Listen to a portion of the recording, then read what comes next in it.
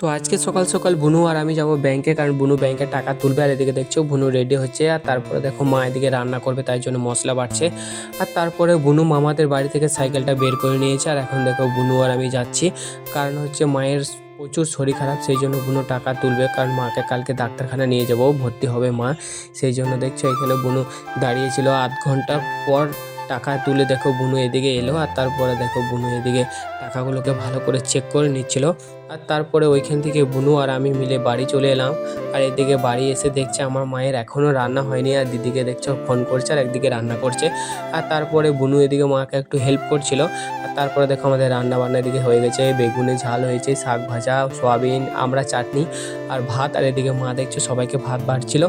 আর তারপরে বাবু আর সবাই ছিল খেতে, আর এদিকে দেখো সবাইকে একে একে দিয়ে দিয়েছে। আর তারপর মা আমি সবাই মিলে আর কি বুনু টুনু সবাই মিলে আর কি ভাত খাচ্ছিলাম। তো আজকে ছিল এইটুকুই ভিডিও। চলো বাই, টাটা।